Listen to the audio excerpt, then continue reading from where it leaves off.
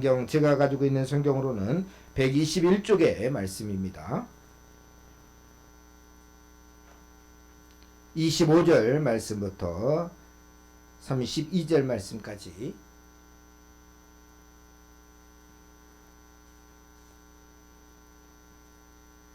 같이 한번 읽도록 하겠습니다. 누가복음 15장 25절 말씀부터 32절까지 읽으실 때 같이 은혜 받도록 하겠습니다. 시작. 마다들은 밭에 있다가 돌아와 집에 가까이 왔을 때에 풍악과 춤추는 소리를 듣고 한 종을 불러 이 무슨 일인가 물은데 대답하되 당신의 동생이 돌아왔음에 당신의 아버지가 건강한 그를 다시 맞이 드리게 됨으로 인하여 살찐 송아지를 잡았나이다 하니 그가 노하여 들어가고자 하지 아니하거늘 아버지가 나와서 권한대 아버지께 대답하 이르되 내가 여러의 아버지를 섬겨 명을 어김이 없거늘 내게는 염소 새끼라도 주어 나와 내 보수로 즐기게 하신 일이 없더니 아버지의 살림을 창녀들과 함께 삼켜버린 이 아들이 돌아오매 이를 위하여 살찐 송아지를 잡으셨나이다.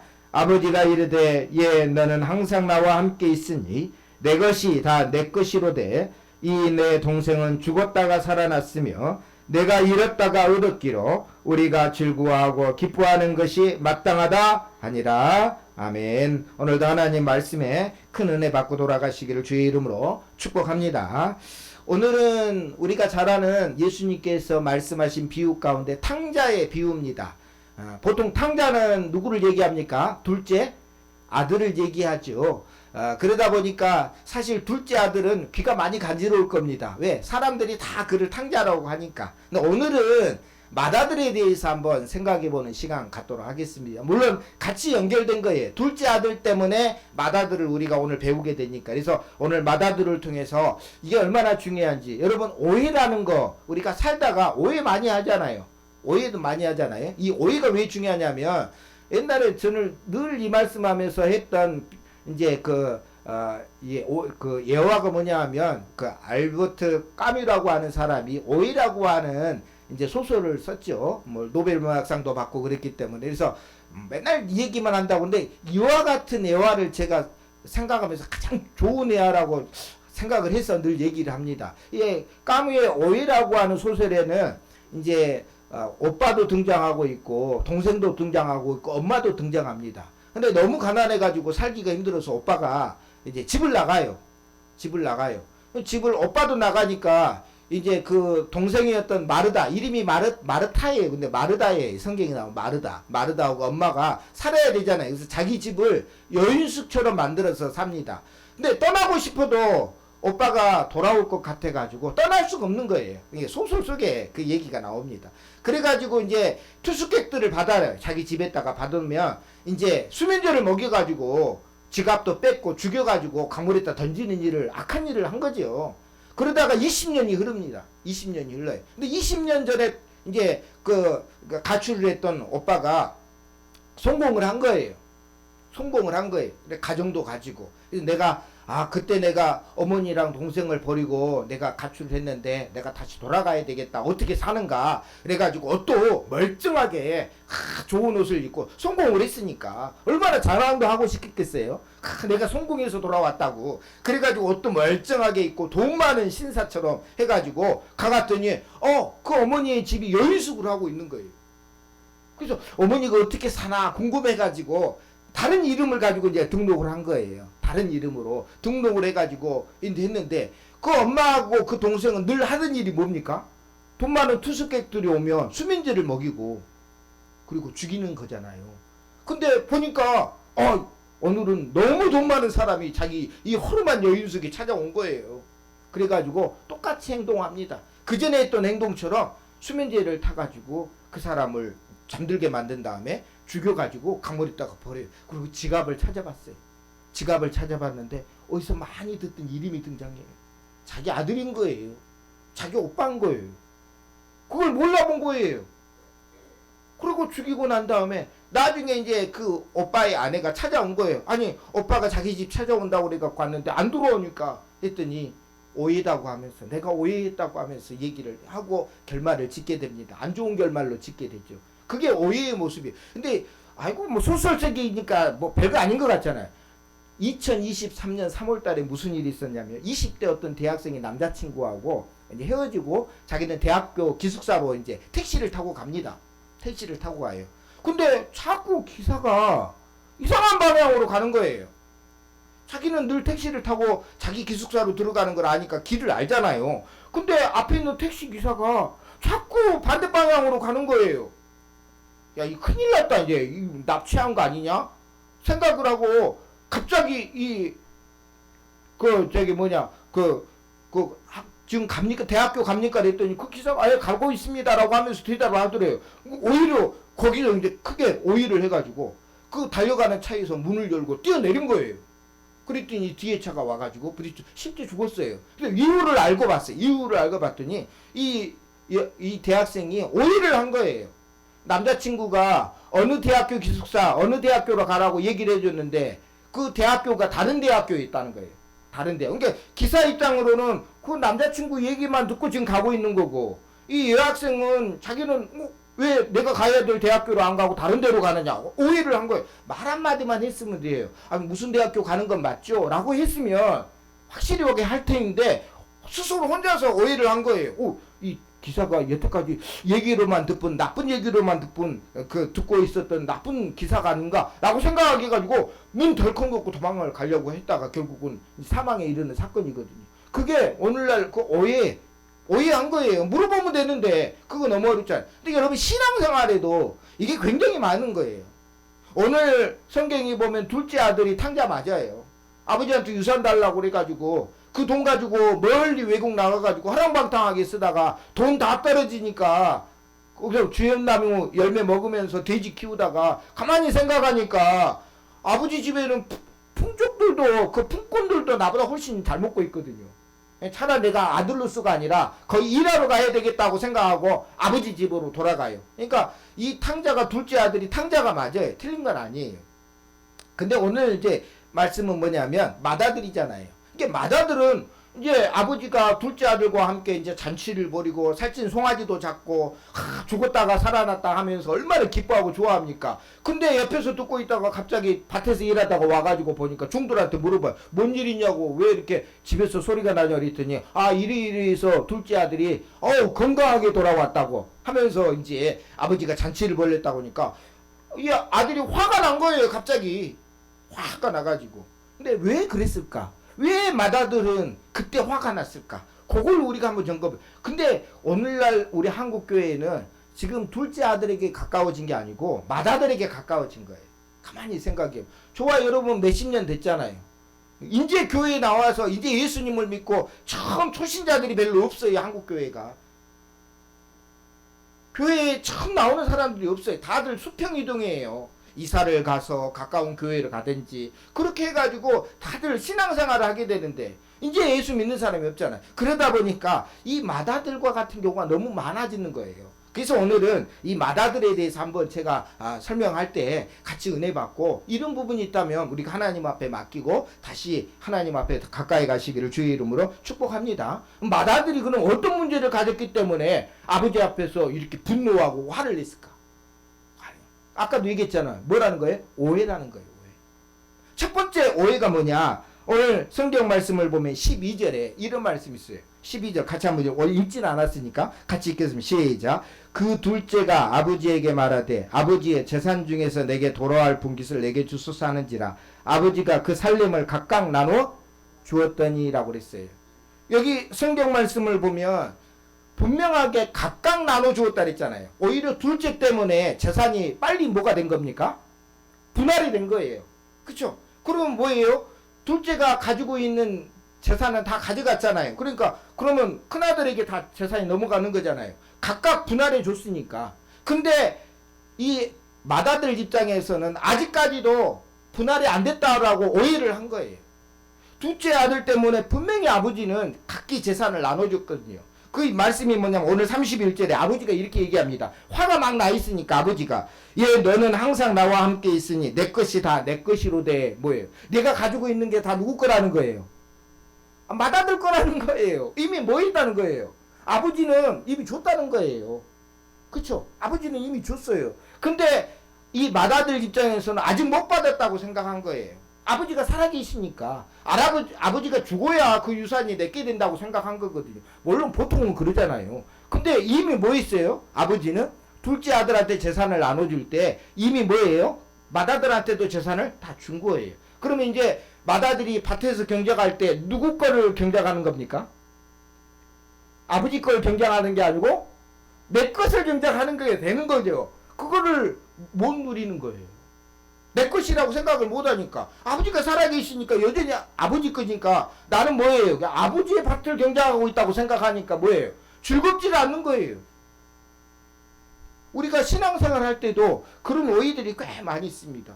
나는 몇십 년 동안 신앙생활하고 그리고 주일마다 하나님 앞에 예배 나와서 드리고 기도회도 새벽기도회 드리고 열심히 왔는데 어느 날 갑자기 새신자가 딱 들어왔는데 목사님이 얼마나 좋아하는지 새신자 옆에서 그냥 졸졸졸졸 따라다니면서 그냥 이것도 보여주고 저것도 보여주고 아이고 나한테는 목사님이 그냥 맨날 멀리 하더니 이 새신자가 오니까 이 목사님이 그냥 와 너무 좋아하고 기뻐하는 거. 그러니까요 화가 확 생기더라고. 분노가 확 생기는 거예요. 여러분 맏아들이 멀리 있는 맏아들 여러분도 저와 여러분도 다 그런 거예요. 내가 더 사랑받아야 되는데 왜? 나는 오랫동안 교회를 섬겼잖아요. 내가 오랫동안 신앙생활도 했고 그러니까 나를 더 좋아줘야 되고 더 챙겨줘야 되는데 아니 갑자기 목사님 새신자 왔다고 그냥 거기 붙어가지고 그냥 있으니까 그게 뭐예요? 이게 그렇게 생각하다 보니까 화가 확 나는 거예요. 나한테는 염소 새끼라도 하나 안 가주더니 그냥 목사님이 살찐 송아지를 그 사람하고 똑같은 말이잖아요. 똑같은 말. 이런 오해가 생기는 거죠. 그냥 목사님 입장에서는 모르잖아요. 이 사람이 교회에 처음 와가지고 처음 오는 건데 그래도 편안하게 대하려고 목사님이 부드럽게 다가가려고 그렇게 여기도 가르쳐주고 여기는 화장실이고 여기는 뭐하고 이렇게 하려고 하는 건데 다른 사람이 했으면 좋겠지만 그게 이제 눈에 띈 거예요. 그러다 보니까 오랫동안 신앙생활하는 사람은 이게 화가 날 일이 돼버린 거예요. 여러분 그게 뭐라는 거예요? 오해라고 하는 거예요. 우리가 하나님 앞에도 마찬가지래요. 하나님은 뭡니까? 오늘 여러분을 일찍 선택해 주셨잖아요. 여러분 일찍 선택된 게 좋나요? 나중에 선택된 게 좋나요? 우리가 열차를 생각해 보자고요. 나는 처음에 출발할 때 열차를 같이 탑승을 했어요. 근데 열차를 운행을 해 나가는데 일꾼이 모자라요. 그러니까 뭐예요? 옛날 열차라고 생각. 요즘 뭐 전기로도 가고 막 그러니까 옛날 이게 불의 때는 화목 열차라고 생각하면 일을 해야 되겠잖아요. 그럼 열차가 가기 위해서 열심히 일을 했어요. 검정도 뭐 묻으면서 막 일을 하고. 근데 거의 도착할 쯤에 되니까 어떤 사람이 불쑥 뭐예요? 승차를 했어요. 똑같은 목적지에 가는데 나는 일찍 타가지고 열심히 열차 운행하면서 고생하면서 그렇게 갔는데 나중에 막 도착하기 전에 어떤 사람이 불쑥 탄 거예요. 여러분 어떤 사람이 되고 싶습니까? 목적지에 도달할 때 우리는 흔히 나중에 고생 안 하면서 살짝 탄 사람 있잖아요. 야, 그 사람 행운이다라고 생각하거든요. 근데 여러분 절대 행운이 아닙니다. 왜냐면요. 여러분 처음부터 탑승을 해가지고 내가 가야 될 목적지를 가지고 가는 그 인생은요. 그 열차 안에서 보호를 받잖아요. 근데 나중에 탑승하는 사람은 뭡니까? 열차를 타고 싶은데 저 열차를 타고 싶은데 기회가 없는 거예요. 그래서 세상에서 힘들고 어려운 일들을 하다가 힘들게 얻어 탄 거예요. 그냥 공짜로 얻어 탄 게 아니라. 근데 우리 오랫동안 예수 믿고 신앙생활한 사람들은 난 맨날 새벽기도. 저도 가만히 이제 생각을 해보니까 제가 고등학교 때부터 새벽기도 나왔거든요. 고등학교 때부터 웬일로 새벽기도를 나와가지고 그때부터 시골교회 새벽기도를 지켰어요. 큰 나이 90 넘은 할머니하고 같이 새벽기도 지키면서 지금까지 목사니까 새벽기도 지키는 삶을 살았으니까 제 인생에 있어서 한 40년의 새벽기도 하는 것 같더라고요. 40년. 목사로서 살아야 되니까. 목사가 된 지 25년 됐고. 그쵸? 우리 성도들하고. 근데 왜 하나님 나는 복을 안 주시나요? 저도 좀 큰 교회 가가지고 물론 제가 옛날에 부목이 있었을 때는 큰 교회 있고 저 시골에 있을 때도 큰 교회 있고 그 교회도 있으면 그때는 제가 책임자가 아니었잖아요. 근데 왜 나한테는 하나님 더 큰 복 안 주십니까? 근데 보면 나하고 똑같이 신학하고 나보다 공부도 못한 애가 있는데 아버지가 목사님이에요. 그러니 덜컥 담임 목사가 되더라고. 요즘에 세습이 이루어졌어. 그리고 보니까 큰 교회 목사가 되어가지고 그냥 얼마나 저는 참 어떻게 보면 아무리 수고하고 했어도 제자리 걸음인데 그 친구는 여기 굉장히 가까운 교회라고 있어요. 제가 잘 알아요, 그 목사님. 근데 그 목사님 아들이에요. 제가 신학교 다니려고 서울에 와가지고 했는데 그 아들은 다른 일을 하고 있더라고. 그러더니 어느 날 목사가 되어가지고 세상에 어마어마하게 큰 교회 담임 목사가 됐더라고. 알고 봤더니 그 교회가 이쪽으로 온 거래요. 근데 그 목사님이 아들한테 이제 넘겨준 거예요. 참, 뭐 세습의 문제는 나중에 얘기하기로 하고 얼마나 기가 좀 저는 고등학교 때부터 막 40년 이상 새벽기도 하나님 앞에 나오고 고생하고 그 전도사 때부터 시작해서 지금까지 이 고생하면서 25년 동안 목사로서 살면서 했는데 보니까 남는 게 없어요. 남는 게 없잖아요. 남는 게. 근데 그 친구는 그런 데서 오는 거. 여러분 그런 생각 안 듭니까? 신앙생활 하다 보면 내가 더 몇십 년 섬겼는데 목사님이 나를 더 안 챙겨주고 이제 오는 새신자한테 관심이 가져가지고 그냥 하면 그런 거에서 분노가 확 일어나고 그걸 뭐예요? 우리가 신앙생활 하는데 빨리 뭐 해야 됩니까? 이걸 놓쳐버리는 거예요. 누리지 못하는 거잖아요. 내 재산이잖아요. 내 거잖아요. 이미 나눠줬잖아요. 근데 여전히 아버지가 살아계시니까 누구 거라고 생각한 거예요? 근데 그걸 생각해보면 이제 가만히 생각해보세요. 왜 아버지가 염소 새끼라도 내게 내줘가지고 내 친구들하고 잔치 못하겠을까요? 못하게 한 게 아니에요. 아버지는 이미 뭘 한 거예요? 이미 재산을 분할해 준 거예요. 그럼 그 재산은 누구 거예요?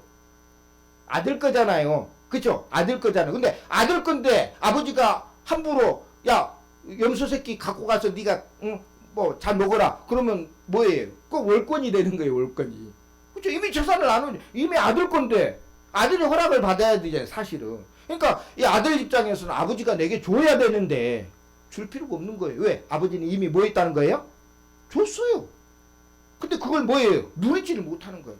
여러분 예수 그리스도를 믿고 살아가는 저와 여러분들에게 구원이라는 선물을 우리에게 주셨잖아요. 우리가 대단한 일을 많이 해가지고 우리가 공로로서 구원받는 게 아니라 하나님이 내게 미리 뭘 주신 거예요? 믿음을 주셔가지고 예수님을 믿게 됐는데 근데 여러분 오랫동안 신앙생활 하다 보니까 후회됩니까? 열심히 새벽기도 나온 게 혹시 후회됩니까? 열심히 나는 주일 예배도 드리고 뭣도 드리고 막 하는데 남들은 편하게 누워갖고 주일날 한번 나와가지고 예배 드리는 거 있고 믿음 있는 척하고 그걸 억울하다고 생각하면 안 되고 하나님은 다 알고 계세요. 알고 있어요. 다 복은 그때그때마다 주셔요. 근데 우리 입장에서는 뭐예요? 나는 저 사람보다는 더 많은 복을 받아야 되는데 우리가 그것 때문에 오해하지 마시고 오늘도 하나님 앞에 맡기시면 이 아들처럼 이 맏아들은 얼마나 사실 그러겠어요. 이 둘째 아들이 재산을 가지고 가서 허랑방탕에 살 동안 자기는 뭐예요? 자유가 없는 거예요. 왜? 이미 내 재산인데 내가 내 걸 가지고 뭔가 일하면 더 기쁨이 오잖아요. 근데 아버지 거라고 늘 생각하고 있기 때문에 억지로 한 거예요. 억지로. 여러분 신앙생활도 억지로 하면 안 돼요. 그쵸? 억지로 하는 거 아니에요. 우리가 맏아들처럼 억지로 하게 돼서 우리가 모태신앙 아이들 있잖아요. 우리 애들도 사실 이제 아버지 엄마가 목사 사모니까 당연히 애들도 어렸을 때부터 뭐예요? 따라다니다가 반주도 하잖아요. 반주자가 없으니까 반주도 하게 하고 뭣도 하고 그러니까 억지로 했는지는 모르겠어요. 물어봐야 되는데 그걸 억지로 할 때도 있겠지요. 하기 싫은데 왜? 다른 친구들하고 놀고 가고 싶은데 자기는 주일날 교회 나와야 되니까. 그러니까 이걸 하다 보니까 근데 여러분 교회 안에 산다라는 거 하나님의 울타리 안에 사는 게 복입니다. 진짜 큰 복이에요. 그래서 모태신앙은 왜 근데요? 애들이요 자라날 때 모태신앙 애들은요 걱정이 별로 없어요. 왜? 부모들이 다 뭐예요? 믿음 생활하고 그러니까 애들 챙겨주잖아요. 그게 제일 큰 복이에요.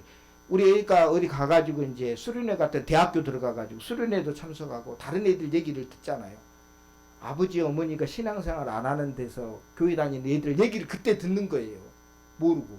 그러다 보니까 너무 힘든 가정에서 자라는 거예요. 그러면서 신앙을 가지게 된 거예요. 근데 모태신앙은 그런 게 없잖아요. 그냥 주일 되면 가자 해가지고 따라가고 아침에 잠자고 있어도 깨워가지고 따라가고 그러다 보니까 스스로 하는 즐거움이 없는 거예요. 이런 것들 우리가 신앙생활도 여러분 나이 많이 드시고 또 오래되신 분들은 이게 이제 억지로 하는 경우가 있거든요. 해야 되니까. 직분도 맞고 그러다 보니까 해야 되니까. 근데 뭐가 없어진 거예요? 기쁨과 즐거움이 사라져요. 그럴 때 이 마다들을 생각하시라. 그러면 화가 날 수밖에 없어요. 억지로 나는 억지로라도 하는데 저 사람 하지도 않아요. 그러다 보니까 뭐예요? 화가 나게 되는. 그래서 여러분 이 마다들의 상태는 저와 여러분의 모습하고 사실은 비슷합니다. 다를 것 같아요. 저도 설교 준비하면서 어떻게 그냥 나하고 똑같네. 나를 얘기하는 것 같아가지고. 그렇죠. 근데 바리새인과 서기관들이 오늘 그 누가복음 15장에 예수님이 누구하고 같이 어울립니까? 세리와 죄인들하고 어울리잖아요. 그러니까 바리새인하고 서기관들이 수군거립니다. 뭐라고 수군거렸냐? 이 사람이 이게 예수님을 향해서 이 사람이 죄인을 영접하고 음식을 같이 먹는다 하더라. 바리새인 입장에서도 그런 거예요. 아니 예수님이 이 땅에 오셔가지고 하나님의 복음을 증거하는데 세리들하고 죄인들하고 어울려서 하니까 이 바리새인과 서기관들이 수군거립니다. 그건 뭐예요? 마다들 같은 역할이에요. 왜? 이미 말씀도 미리 받았고 하나님의 은혜 가운데 자기네들은 살아가는데 근데 예수님이 오셔가지고 맨날 죄인하고 세리들과 어울려가니까. 근데 사실은 예수님은 모든 사람들한테 문을 열어두고 있었어요. 문을 열어뒀어요. 예수님이 바리새인과 서기관들이 일부러 막 오지 못하게 하는 게 아니었잖아요. 그들이 안 온 거거든요. 사실은 가만히 따져보니까 안 온 거예요. 근데 죄인과 세리들은요 예수님 앞에 마음의 문을 열고 왔기 때문에 예수님이 그들과 더 많이 있었다는 거예요. 문은 열어줬는데 바리새인과 사두개인들은 안 들어왔다라고 하는 거예요. 그러니까 마다들 같은 입장이다. 저와 여러분도 오늘날 한국교회의 마다들 같은 입장이다 라고 하는 사실을 꼭 기억하시고 우리가 꼭 기억해야 됩니다. 여러분 아버지와 함께 있는 삶이 가장 축복의 삶인 줄 믿으시길 바랍니다. 저도 잘 몰라요. 세상 돌아가는 줄 몰라요. 전 교회에서만 살았어요. 사실은. 가만히 저도 설교 준비해서 살아보니까 평생을 집 아니면 교회에서 살았더라고. 뭐 없어요. 다른 친구들하고 뭐 어울려서 어디 뭐 이런 뭐 사고도 친 적 없고 그냥 교회에서만 살았어요. 근데 여러분 억울합니까? 나도 좀 술도 좀 먹어보고 가서 그냥 술 먹고 그냥 가가지고 어디 가서 놀아도 좀 보고 막 그전에 어디가 클럽 같은 데 가가지고 막 그냥 마음껏 춤도 좀 그거 인간의 본능이니까 뭐 춤춘다고 뭐라 하지 마세요. 근데 그러고 한번 해보고 좀 그런 마음도 있을 건 아니에요. 근데 그냥 교회에서만 그 어쩔 때 보면 나는 교회밖에 모르는 것 같아. 근데 우리 성도들은 교회만이 전부가 아니잖아요. 직장도 다녀야 되고 가정도 있고. 그러니까 저 입장에서는 교회만 생각하는데 성도들은 가정도 돌아봐야 되고 뭣도 돌아봐야 되니까 그런 부분에서 교회만 좀 생각하시지? 그건 제 욕심이라는 거예요. 그래서 우리가 서로 상대방의 마음을 오해하지 말고 신앙생활 할 때도 잘 해야 돼요. 왜 살찐 송아지 둘째 아들한테는 해주면서 염소 새끼라도 나한테 안 해줬는지 알잖아요. 소유권은 누가 있으니까. 소유권은 아들한테 있어요. 굳이 아버지가 염소 새끼를 안 줘도 자기 거잖아요. 자기가 해서 먹으면 돼. 근데 뭐예요? 자기가 안 한 거죠. 그리고 제가 또 하나 발견하는 거 워낙 이 본문이 유명하니까 하나 봐보면 왜 잔치를 벌렸을까요? 왜 둘째 아들 돌아왔는데 조용하게 창피한 일인데 허랑방탕하게 외국에 나가서 돈 다 잃고 돌아가는 그 아들을 뭐 좋다고 소문 다 내고 잔치하면서 살찐 송아지까지 잡아가지고 그냥 종들하고 같이 온 가족들이 잔치를 보내면서 그렇게 했을까요? 저는요 깜짝 놀랐어요. 아버지가 일부러 그렇게 한 것 같아요. 일부러. 아버지가 왜 일부러 그렇게 했을까요? 보여주려고. 사람들이 둘째 아들을 향해서 여러분들 뭐라고 그러면 맨날 손가락질 하잖아요. 둘째 아들 탕자라고. 나쁜 사람 맞죠? 아버지한테 살아있을 때 유산 달라고 그래가지고 허랑방탕하게 아버지 멀리 떠나가지고 혼자서 살다가 다 잃어버리고 그때서야 이제 돌아와가지고 하늘과 아버지께 죄를 지었습니다 라고 하면서 아버지 내가 품꾼으로 말이 아버지가 그걸 누가 하겠어요. 품꾼으로 근다고 아버지가 품꾼으로 쓰겠습니까? 근데 그 둘째 아들 탕자 맞잖아요. 근데 동네 사람들은 뭐라고 생각할까요? 동네 사람들도 똑같이 둘째 아들을 뭐라고 생각해요? 저는 참 우리나라 같은 뭐로 자식 뭐 이런 식으로 얘기할 거예요. 참 그런데 뭐예요? 아버지 입장에서는 그래도 그 아들도 아들이잖아요. 죽었다가 살아난 아들이니까. 동네 사람들한테 손가락질 앞으로 당할 거 아니에요. 그러니까요. 보여주는 거예요. 다 사람들한테 보여주는 거예요. 잔치를 해서 내 아들은 이제 다 변했다는 거예요. 내 아들은 옛날의 탕자가 아니라 아버지한테 회개하고 돌아온 아들이니까 너희들 앞으로 뭐 하지 말라고 알아라는 거예요. 동네 사람들한테. 저 깜짝 놀랐어요. 와, 아버지 그런 마음도 있었구나. 그냥 몰래 조용하게 있었으면 동네 사람들은 뭐라고 생각하고 있을까요? 둘째 아들만 보면 말은 안 해도 밥맛도 떨어질 것이고 말은 안 해도 욕도 나올 것이고 말은 안 해도 손가락질 할 거 아니에요. 좀 나쁜 놈이구나. 근데요, 아버지가 뭐 한 거예요?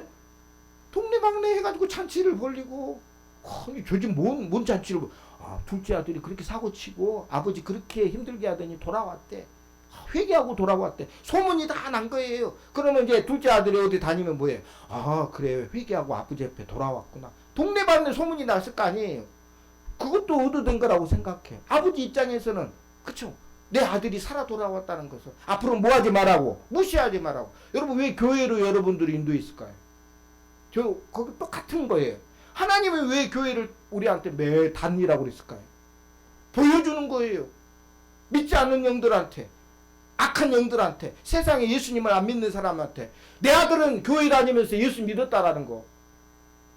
그러니까 교회 다니라고 한 거예요. 여러분 교회 다니는 게 그냥 쉽게 앉아서 하나님 앞에 예배하고 경배하는 것도 있지만 믿지 않는 사람들에게 뭐예요? 내가 하나님의 아들이고 예수님이 날 위해 십자가에 돌아가신 것을 내가 뭐예요? 지금 다니면서 증거하는 거예요. 저는 그렇게 생각합니다. 조금 너무 이렇게 붕 떠서 생방할 수도 있겠지만 너무 좋은 거예요. 그래서 여러분 교회 다니는 거예요. 자랑하고 다니셔야 돼요. 여러분 임신하신 분들 있잖아요. 임신하신 분들이 이게 밖에 돌아가려면 무슨 복을 입습니까? 임신복을 이렇게 있잖아요. 배가 이렇게 나와요. 힘든데 뭐하러 저렇게 임신복 입고 돌아다니나? 전 처음에 그렇게 생각했어요. 힘든데 가면 저거 안 창피하나? 안 부끄러나? 배가 이렇게 나왔으니까. 근데요 보니까 임신분들이 다니면서요 이렇게 하고 자랑하고 다녀요. 내가 생명을 잉태했다는 거. 자랑. 난 그게 자랑스럽다고 생각한 거예요. 여러분 우리가 예수님 앞에 교회 나오고 신앙생활하고 교회 나오잖아요. 우리가 자랑하고 다녀야 되는 거예요. 나 같은 사람을 불러주신 예수님이, 그죠? 하나님이 나를 불러주셔가지고 동네방네 뭐예요? 내가 예수 믿는 사람이라는 것을 증거하고 다니잖아요. 그러니까 여러분 우리가 물론 세상에선 자랑할 게 별로 없어도 적어도 뭐예요? 예수 믿는 거 하나는 우리는 자랑할 수 있잖아요. 뭐 다른 건 뭐 돈 많은 사람이야 더 돈 많은 사람 많고 뭐 가진 걸로 비교하면 더 큰 사람도 많겠지만 중요한 건 뭡니까? 바로 이거라고 하는 거예요. 그래서 여러분 꼭 기억하십시오. 하나님께서 교회 나오라고 하는 것은 그냥 왜 이렇게 귀찮게 매 주마다 교회 나와서 하나님 앞에 나와야 되나? 그게 아니에요. 여러분 자랑으로 삼으시라요. 그래서 다음 주부터 교회 올 때는 뭐예요? 자랑으로 삼는. 옛날에는 성경책 요즘엔 성경책 안 들고 다니잖아요. 이렇게. 근데 옛날에는 성경책 들고 다녀야 됐거든요. 그러면 다 어떻게 했어요? 옛날에 교회 처음 나온 사람들은 가방에다가 넣고 다니고 아니면 신문지에다가 똘똘 말아가지고. 왜냐하면 그 창피하니까. 그쵸? 근데요 하나님께서 그렇게 하는 게 너희는 하나님의 구원받는 백성이라는 거. 그건 돈으로 살 수 없는 어마어마한 대가로 지불된 거니까 우리 저와 여러분들에게 자랑으로 하는 거예요. 누구도 뭐예요? 세상에 안 믿는 사람 악한 영들도요 그거를 얻어가지 못하는 거 저와 여러분이 얻었다라고 하는 사실을 우리가 꼭 기억하시면서 여러분 마다들처럼 혹시라도 오해하지 마시기를 바랍니다. 오랫동안 신앙생활 하신 분들은 꼭 그걸 기억하십시오. 하나님이 이미 뭐예요? 먼저 줬는데 아버지가 먼저 재산을 나눠줬는데 여지까지 뭡니까? 아버지 거라고 생각하고 일할 때에도 아버지 것을 내가 일한다. 그게 아니고 내 것을 원하는 거예요. 그걸 꼭 기억하시고 여러분 신앙생활도 앞으로는 더 즐거워지시길 주의 이름으로 축복합니다. 그러면 또 하나는 뭐냐면 이 마다들이 잃어버린 마음이 하나 있어요. 그 마음이 뭐냐면 32절 한번 읽어볼까요? 32절 빨리 한번 읽어보도록 하겠습니다. 32절 같이 한번 읽겠습니다. 시작. 이 내 동생은 죽었다가 살아났으며 내가 잃었다가 얻었기로 우리가 즐거워하고 기뻐하는 것이 마땅하다 하니라. 아버지는 가지고 있는데 맏아들은 없는 게 있어요. 그게 뭐냐면 측은히 여기는 마음이에요. 아버지가 동구 밖에서부터 둘째 아들이 돌아왔을 때 뛰어가서 만나서 안아주잖아요. 어떤 마음이 있었기 때문에요? 측은한 마음, 불쌍히 여기는 마음이. 근데 이 맏아들에게는 뭐가 없어요? 그런 마음이 없어요. 그래서 아버지한테 뭐라고 하냐면 내 동생이 돌아왔다 이런 얘기 안 해요. 내 동생이 뭐라고 얘기하냐면 30절에 아버지의 살림을 창녀들과 함께 삼켜버린 이 아들이 돌아오매, 다른 성경에는 아버지의 아들이라고 얘기를 해요. 또 이 아들이라고. 그러니까 자기 동생이잖아요 지금. 근데 뭐예요? 아버지 아들이라고까지도 얘기하고 아들이라고 얘기하면서 이 아들이 돌아왔다. 그러니까 무슨 마음이 사라진 거예요? 불쌍히 여기는 마음이 사라진 거예요. 오늘 좋아요 여러분이 일찍 예수님을 믿었잖아요. 하나님의 은혜로 선물로 받았잖아요. 근데 세상을 돌아보면 아직도 죄악 가운데 살아가고 있는 사람들이 많잖아요. 근데 그걸 뭐예요? 나보다 돈 많은 사람도 많아요. 떵떵거리며 사람들 많잖아요. 근데 뭐예요? 우리가 가지고 있어야 될 생각은 뭡니까? 불쌍해는 그렇게 살다가 죽으면 어디 갈래? 한번 물어보세요. 마음대로 세상에서 살다가 마음대로 누리면서 살다가 죽으면 어디 갈래? 물어보세요. 대답 못할 겁니다. 근데 좋아요 여러분은 우리는 많이 가지지도 않았고 그렇죠? 적은 것 가지고 살아요. 그러면 죽으면 어디 갈래요? 물어보면 우리는 뭐라 그럽니까? 예수님 믿으니 천국 하나님께서 오게 할 겁니다. 얘기할 수 있잖아요. 이게 중요한 거예요. 그러니까 우리는 어떤 마음을 가져야 되는 거예요? 불쌍히 여기는 마음. 불쌍히. 여러분 사도 바울이 그 전도여행 다니면서 얼마나 많이 고난을 당했어요. 돌에 맞아 죽을 상황도 있었고요. 어마어마한 고난을 당했어요. 그런데도 그렇게 뭡니까? 했던 이유는 뭐예요? 어떤 마음 하나를 가지고 있었습니까? 불쌍히 여기는 마음이 있었다라고 하는 사실을 기억하시고 오늘 좋아요 여러분도 때로는 신앙생활하면 그렇죠. 서로 보면 이게 분노가 일어날 때도 있고 오해가 날 때도 있거든요. 성경에 보면 마태복음 20장 2분 말씀합니다. 어떤 이게 품꾼이 있었는데 포도원에 들여보내려고 아침부터 품꾼을 모집합니다. 일하는 사람을. 그래서 아침 6시에 모집하고 또 9시에 모집을 하고 12시에 가서 보니까 또 품꾼이 일도 못하고 있는 거예요. 그리고 또 이제 3시에도 또 가보니까 또 품꾼이 일을 안 하고 있으니까 우리 밭에 가서 일이라고 하고 왔어요. 그리고 5시에 또 갑니다. 그러니까 1시간 남은 거예요. 오후 6시에 퇴근인데 오후 5시에 갔는데 또 일을 못하고 있는 사람이 있는 거예요. 그래가지고 그 사람도 불러가지고 했는데 그 사람은 몇 시간 일합니까? 5시에 주인이 오라고 한 사람 몇 시간 일해요? 1시간밖에 일을 안 하는 거예요. 너무 좋죠. 1시간 일하고 하루 일당을 받아요. 근데 그 모습을 보고 이제 그 사람부터 돈을 주기 시작한 거예요. 주인이 이제 5시에 온 사람, 오후 5시에 1시간 일하는 사람 오라고 그러니까 그 사람이 왔어요. 그러니까 한 대량의 일당을 딱 줬어요. 근데 처음에 이제 아침 6시부터 오는 사람이 있을 거 아니에요. 네. 그 사람은 몇 시간을 일한 거예요? 거의 12시간 일한 겁니까? 고생 땀은 땀대로 막 나가지고 돈을 그래도 기대를 하고 있어요. 저 사람 1시간 일했는데 한 달 내렸는데 나는 12시간 일했으니까 나는 얼마 받아야 되나? 근데 주인이 얼마를 줘요? 주인이 얼마를 줘요? 한 데나리온을 주는 거예요. 아니 오후 5시에 온 사람하고 오전 6시에 온 사람하고 똑같이 주는 거예요. 그래서 뭐라고 얘기하냐면 여기 제가 찾아왔어요. 받은 후 집주인을 원망하여 이르되 이제 아침 6시에 온 사람들 나중 온 이 사람들은 1시간밖에 일하지 아니하였거늘 그들을 종일 수고하며 더위를 견딘 우리와 같게 하였나이다라고 하면서 화가 막 난 거예요. 자기는 12시간 일해가지고 이 수고하면서 땀나고 이렇게 해가지고 하는데 왜 똑같이 대우를 하냐라고 해요. 근데 그 주인이 뭐라고 그럽니까? 하루 일당이다 그게. 나하고 계약 맺은 하루 일당. 너도 아침 6시에 나하고 일당으로 계약 맺었으니까 너도 한 데나리온 받는 게 마땅하고 오후 5시는 내가 불쌍히 여기서 뭐예요? 그 사람들을 오늘 1시간 그 사람은 여러분 어떤 사람이 되고 싶습니까? 오전 6시부터 나가서 일하는 사람 되고 싶습니까? 오후 5시에 주인이 오라고 하면 저는 마음이 오후 5시가 갔으면 좋겠어요. 1시간만 일하고 돈 받았으면. 근데 좋아요? 안 그렇습니까? 누구도 그렇죠. 12시간 일하고 한 대리만 받는 거하고 1시간 일하고 한 대리만 받는 거하고 와 오늘 운이 좋아가지고 그럴 수 있잖아요. 근데요 그거는 좋은 주인을 만났을 때 그런 것이고 미리 선택을 받는 사람들은 오늘 내가 열심히 일해서 내 자식들한테 먹을 것 갖다 줄 수 있고 속은 편하잖아요. 육신은 괴롭지만 그쵸 속은 편해요. 근데 여러분 생각해 보세요. 오후 5시에 그때까지 뭐하고 있어요? 이 사람은 기다리고 있는 거예요. 누군가 나를 불러줄 줄 알고 왜? 집에 가서 뭔가를 갖다 줘야 되는데, 일을 해가지고 뭔가를 먹을 거라도 사가야 되는데, 일은 해야 되니까 이 사람이 기다리고 있는 거예요. 그러면 이 사람은 뭐가 힘든 거예요? 육신은 안 힘들어. 일 안 했으니까. 뭐가 힘든 거예요? 마음이 힘들어. 여러분 어떤 걸 선택하겠어요? 마음이 힘든 삶이 좋습니까? 육신이 힘든 삶이 좋습니까? 그건 여러분이 선택하세요.